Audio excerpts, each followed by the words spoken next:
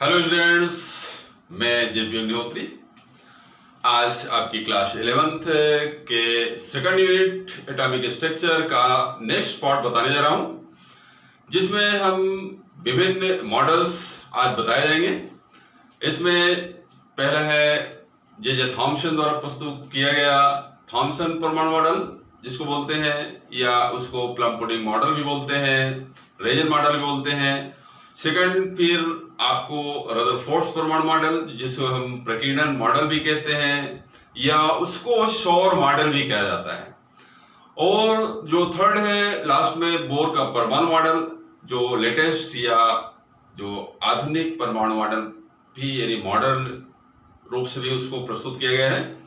तो इस तरह से हम एक एक करके क्रम से आपको परमाणु मॉडल बताएंगे। सबसे पहले हम लेते हैं जे थॉम्सन के द्वारा प्रस्तुत किया गया जे थॉम्सन एटॉमिक मॉडल। देखिए, ये बहुत ही सभी मॉडल्स बहुत सरल से हैं। यहां पर चूंकि इलेक्ट्रॉन की खोज हो चुकी थी, पॉजिटिव रेस जब खोजी गई उसमें भी प्रोटॉन डिक्लेयर हो चुका कि प्रोटॉन होता है। अब चूंकि किसी भी एटम में जब प्रोटॉन मीन्स पॉजिटिव चार्ज और इलेक्ट्रॉन मीन्स नेगेटिव चार्ज दोनों ही मौजूद हैं, और ये तो क्लियर हो चुका है कि एटम इलेक्ट्रिकल न्यूट्रल होता है, यानी वैद्युत रूप से उदासीन कण है पार्टिकल से। तो अभी उस समय तक चूंकि न्यूक्लियस की खोज तो हो ही रही थी, इसलिए उसकी तो कोई कल्पना हो नहीं सकती थी। इन इलेक्ट्रॉन यानी नेगेटिव चार्ज और पॉजिटिव चार्ज किसी भी एटम में कैसे एडजस्टेड रहते हैं, ये सबसे पहले कल्पना सभी वैज्ञानिक कर रहे थे। और उस समय चूंकि जे थॉम्सन एक महान वैज्ञानिक की यानी एक हस्ती के रूप में माने जाते थे, वो इसके बारे में चूंकि जो पिक्चर चार्ज ट्यूब ली गई थी, आपने देखा था कि उसमें गैसेस में इलेक्ट्रिक के संचालन, इलेक्ट्रिक कंडक्टिविटी के बारे में ही जो रिसर्च चल रहा था। तो वहां पर जे थॉम्सन ने 1891 से 1897 तक बहुत सारे रिसर्चेस किए, एक्सपेरिमेंट किए, और आफ्टर टू एक्सपेरिमेंट उन्होंने 1898 में अपना एक प्रोजेक्ट दिया। उसके अनुसार उन्होंने एक जो मॉडल की कल्पना की, उनके अंदर एक जो थीम उत्पन्न हुई, सोच उत्पन्न हुई, उसी के आधार पर उन्होंने अपना मॉडल प्रस्तुत किया। उन्होंने बताया कि वास्तव में एटम एक स्फेरिकल पॉजिटिव चार्ज युक्त एक स्पेशल ढांचा है, यानी मॉडल है। इसको उन्होंने कहा ये स्फीयर ऑफ पॉजिटिव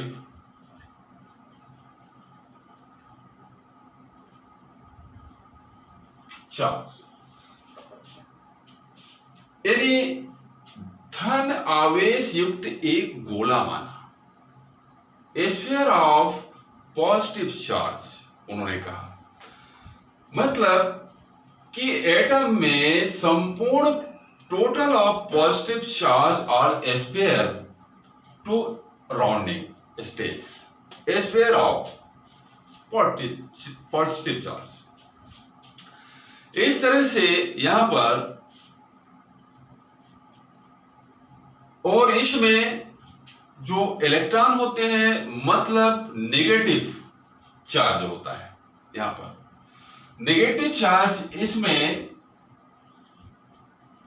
प्लम की तरह, जिस तरह से वाटरमेलन में दाने होते हैं, प्लम की तरह यहां पर ये अंत स्थापित रहते हैं या एस्पेड रहते हैं, ठीक है ना। अंत स्थापित रहेंगे यानी एम्बेडेड रहेंगे या डिस्ट्रीब्यूट रहते हैं। तो इस तरह से यहां पर ये मॉडल जे थॉम्सन द्वारा दिया गया, इसे इसीलिए प्लम पुडिंग मॉडल भी कहा जाता है या रेजिन मॉडल कहते हैं या इसे जे थॉम्सन मॉडल कहते हैं। इसकी खासियत जो क्या है इसमें एक चीज तो कंफर्म हो गई कि जितना पॉजिटिव चार्ज होगा उतना ही ये नेगेटिव चार्ज और equal position, positive and negative charge और equal, that's the neutral condition. ये उन्होंने कंफर्म कर दिया और ये बहुत ही सरल मॉडल है। अब इसके लिमिटेशन क्या होती हैं? अब यहां पर इस मॉडल के कुछ लिमिटेशन है, मतलब ये मॉडल जो व्याख्या नहीं कर पाया है, एक्सप्लेन नहीं कर पा रहा है, उसमें जो सबसे पहला पॉइंट है यहां पर कि ये मॉडल इलेक्ट्रॉन के ऋणावेश सहित इस स्फेरिकल पॉजिटिव चार्ज युक्त जो ये गोला है, स्फीयर है, इसके अंदर रहने यानी उसकी पोजीशन की व्याख्या नहीं कर पा रहा है कि कैसे। दूसरा है ये मॉडल हाइड्रोजन स्पेक्ट्रम की व्याख्या नहीं कर पा रहा है, कर पाया था।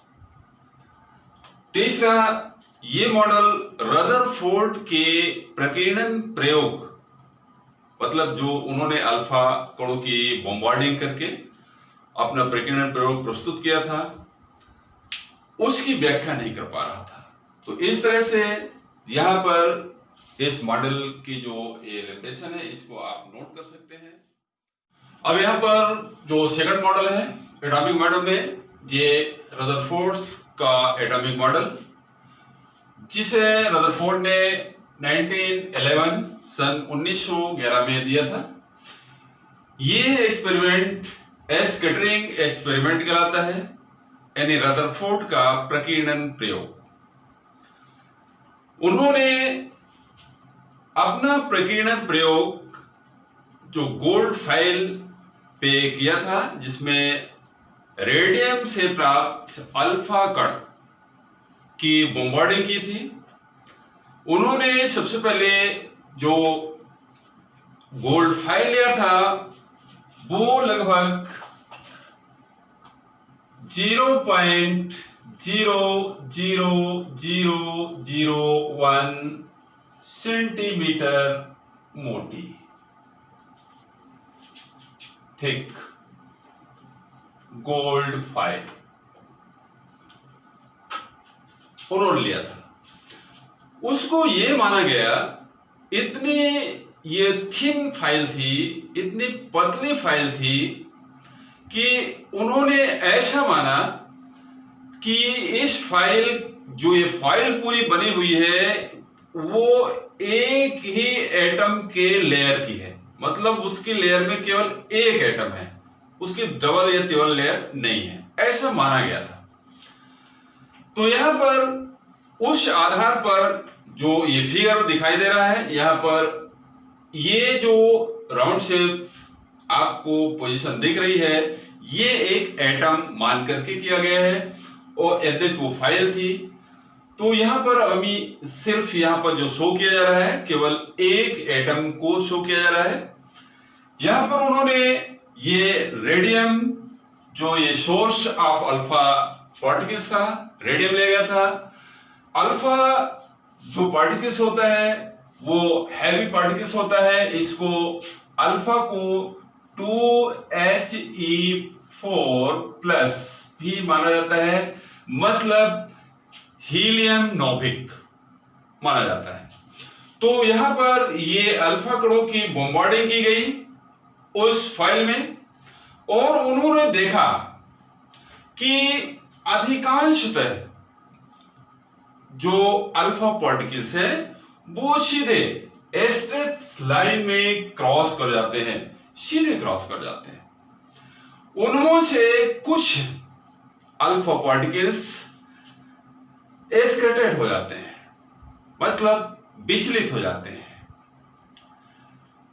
और लगभग 20,000 ऐसा माना गया, 20,000 में से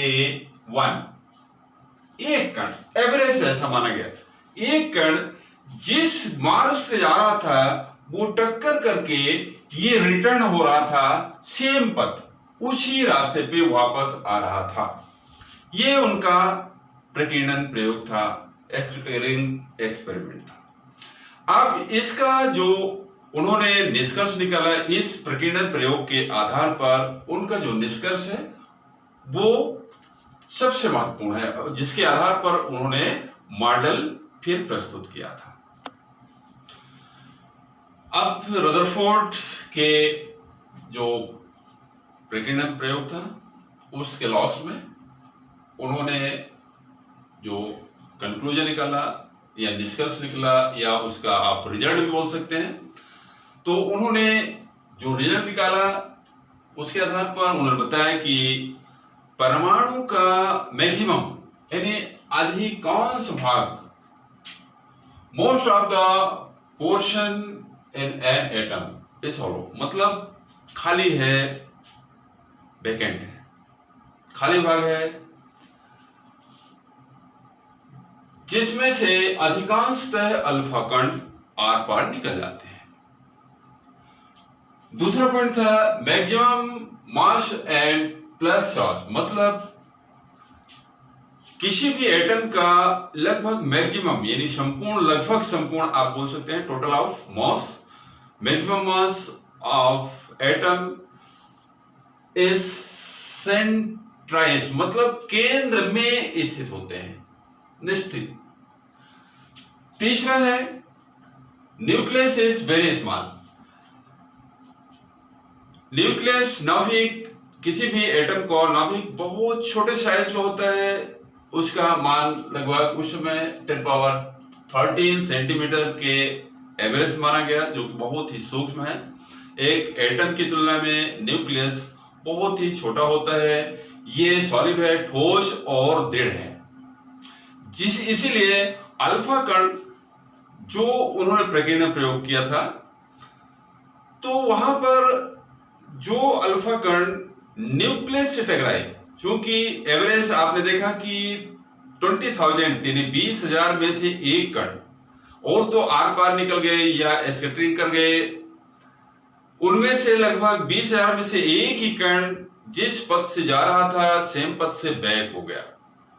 उस आधार पर ही यहां पर एक सेंट्रल की खोज हुई कि नाभिक में, और दूसरा रीजन क्या था, क्योंकि अल्फा कण जो अल्फा पार्टिकल्स था पॉजिटिव चार्ज युक्त था, तो नाभिक जो उसका एटम का न्यूक्लियस भी पॉजिटिव चार्ज होना चाहिए, क्योंकि वो रिफ्लेक्ट करेगा, तो प्लस प्लस को रिफ्लेक्ट भी किया। दूसरी चीज वो बहुत सॉलिड था जिसको वो भेद नहीं पाया, और इसलिए वो रिटर्न हुआ, बैक हुआ।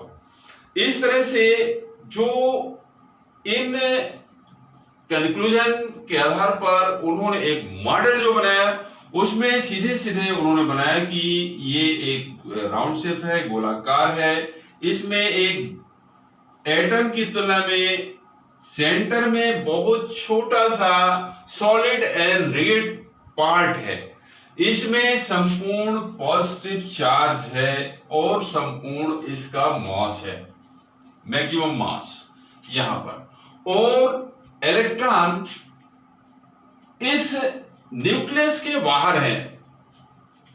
यहां पर जो नेगेटिव चार्ज है ये न्यूक्लियस के बाहर है, और ये ठीक उसी तरह से स्थित है जिस तरह से सौर मंडल में सूर्य के चारों ओर उसके ग्रह स्थित रहते हैं और वो कंटिन्यूअस चक्कर लगाते रहते हैं।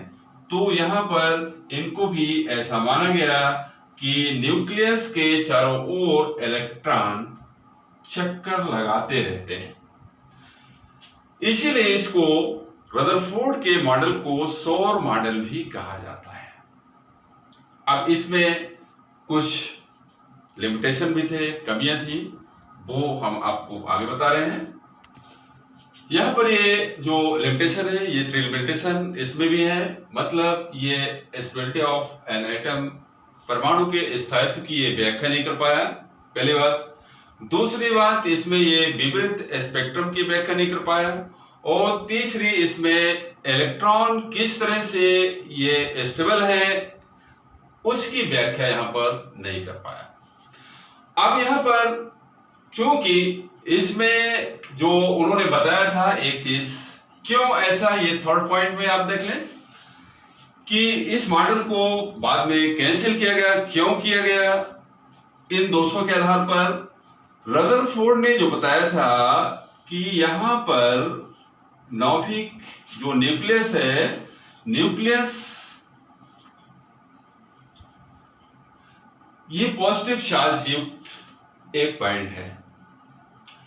अब यहां पर उन्होंने जो बताया जिस तरह से कि इलेक्ट्रॉन जो जिस तरह से सौरमंडल में सूर्य के चारों ओर उसके जो ग्रह होते हैं वो लगातार चक्कर लगाते हैं, तो यदि इलेक्ट्रॉन को भी माना जाए, ऐसा माना जाए कि ये कंटिन्यूअस, मान लीजिए कि ये लास्ट में है, यहां पर एक इलेक्ट्रॉन, हम एक इलेक्ट्रॉन को ले रहे हैं, ये कंटिन्यूअस यदि मोशन में रहेगा, मूवमेंट करेगा, तो चूंकि यदि गति कर रहा है तो उसमें इलेक्ट्रोमैग्नेटिक फील्ड भी उत्पन्न होगा।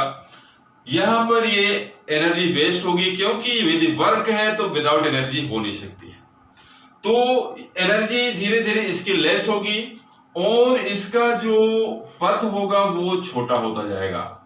धीरे धीरे इसके अट्रैक्शन से, चूंकि नाभिक ये बैलेंस किए हुए है, अट्रैक्ट किए हुए है, ये इलेक्ट्रॉन कंटिन्यूअस मोशन में है, गति कर रहा है, गति करने के कारण इसमें एनर्जी का कुछ न कुछ भाग तो लॉस होगा। चूंकि ये अनंत काल से है, ये 1-2 दिन तो है नहीं, कितने वर्षों से, करोड़ों वर्षों से एटम का जो अस्तित्व है वो है। तो इलेक्ट्रॉन जब ये मोशन में रहेगा, गति करता हुआ इलेक्ट्रॉन कुछ न कुछ एनर्जी लेस करेगा, -e एनर्जी लेस करता चला जाएगा, जिससे इसका पथ खिंचाव अंदर की ओर होता जाएगा और इसका जो पथ है वो छोटा होता चला जाएगा और एट लास्ट ये नाभिक में गिर जाएगा और एटम का अस्तित्व खत्म हो जाएगा। तो इस तरह से इस प्रॉब्लम को सॉल्व करने के लिए इसको पहले अमान्य किया गया और फिर बोर ने अपना मॉडल प्रस्तुत किया और उन्होंने इसके बारे में काफी कुछ रिसर्च के बाद अपना निष्कर्ष दिया और मॉडल दिया, जिससे ये सभी प्रॉब्लम सॉल्व हुई। तो हम अब अगले वीडियो में आपको रदरफोर्ड के बाद नील बोर का मॉडल हम प्रस्तुत करेंगे, आपको बताएंगे। इसके पहले कि यहाँ पर ये मॉडल को समाप्त करें, आपको इस वीडियो में लास्ट में कुछ इंपॉर्टेंट क्वेश्चन भी दिए जाएंगे, जिसको आप इसमें देख सकते हैं और उसको स्टडी कर सकते हैं। आज के लिए इतना ही, थैंक यू।